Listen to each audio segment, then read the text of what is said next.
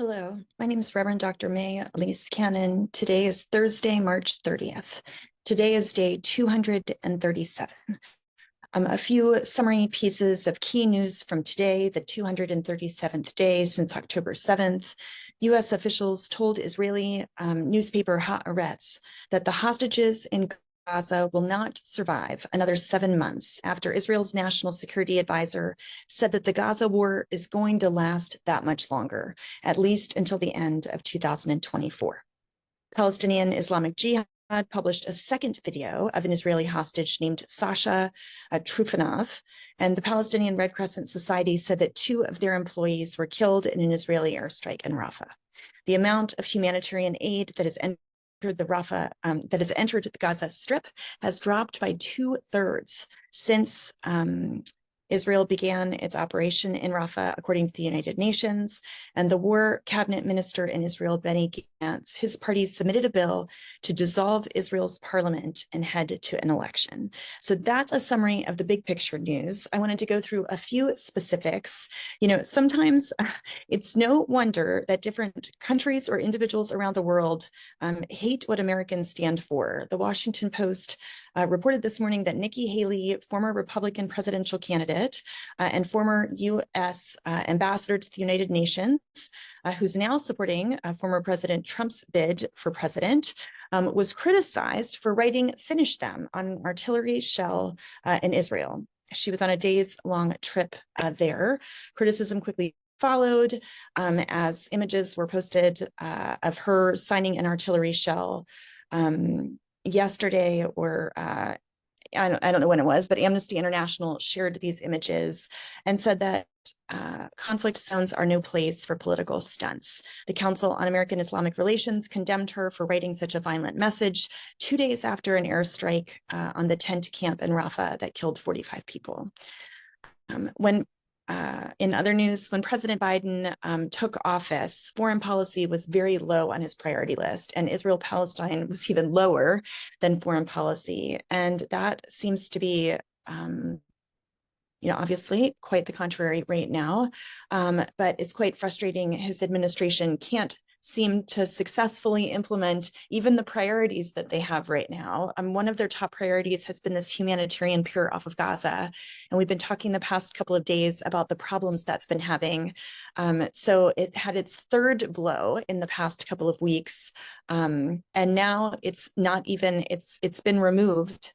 The pier suspension, I'll just read the notes that I have. Repeated mishaps with the Pentagon's Gaza pier have triggered new scrutiny over whether or not it's even safe or sensible to continue its operation in its attempt to bring such limited humanitarian aid to starving Palestinians. The Biden administration is insisting that they can salvage this plan, but former military officials are very split on whether or not doing so is wise.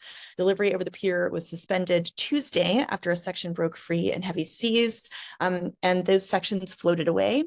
It marked the third significant setback in the last week. 4 Army vessels ran aground on Saturday. A U.S. soldier was critically injured in an incident last week, which the Pentagon has declined to provide details about.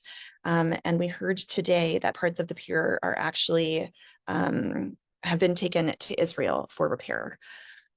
By the end of March 2024, only 36% of Americans approved of Prime Minister Netanyahu's actions in Gaza. And so one of the questions is, why is President Biden and why is the Biden administration continuing to not take stronger actions to hold Prime Minister Netanyahu accountable?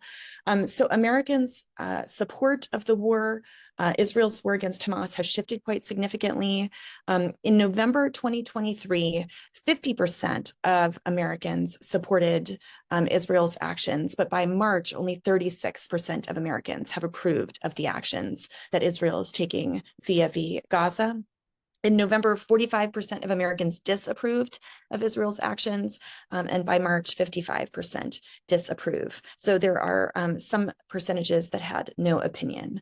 The United Nations Special Coordinator has called urgently for a needed change of course.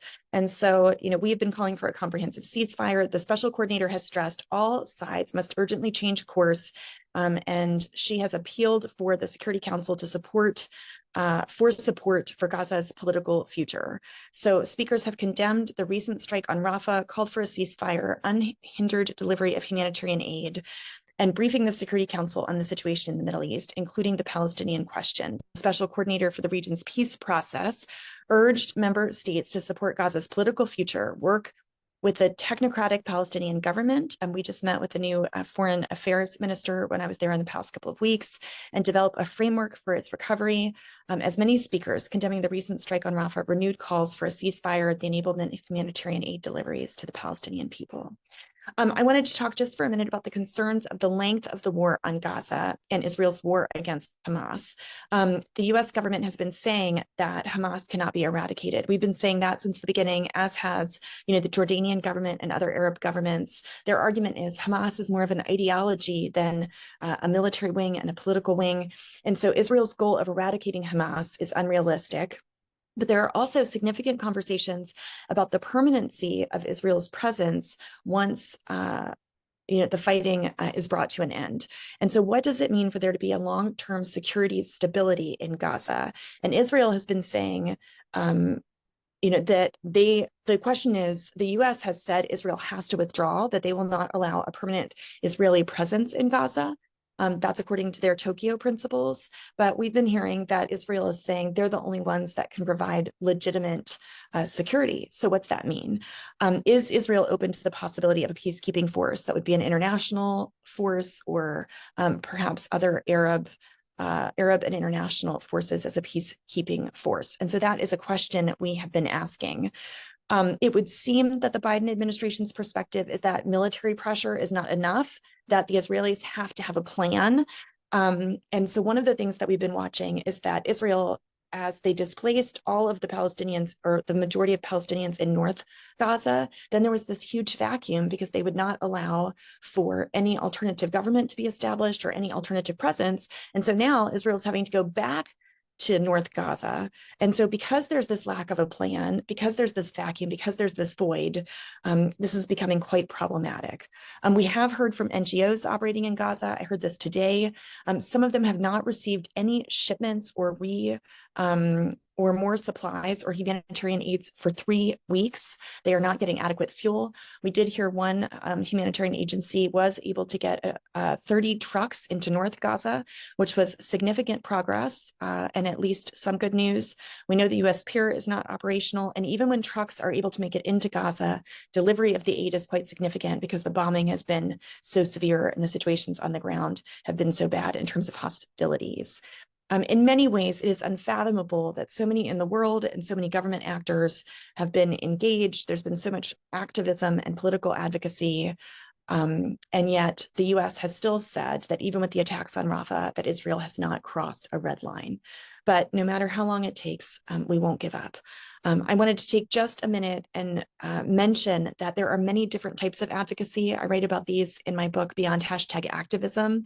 5 types of advocacy: spiritual advocacy, we won't give up praying for peace; social advocacy, social media, certainly, but also with friends and families, host dinner parties, continue to grow a movement within our communities of people who are calling for a comprehensive ceasefire, an end to all violence, the release of hostages, all these things we've been talking about. Political advocacy, we've been calling on our elected officials. Let's continue to do so.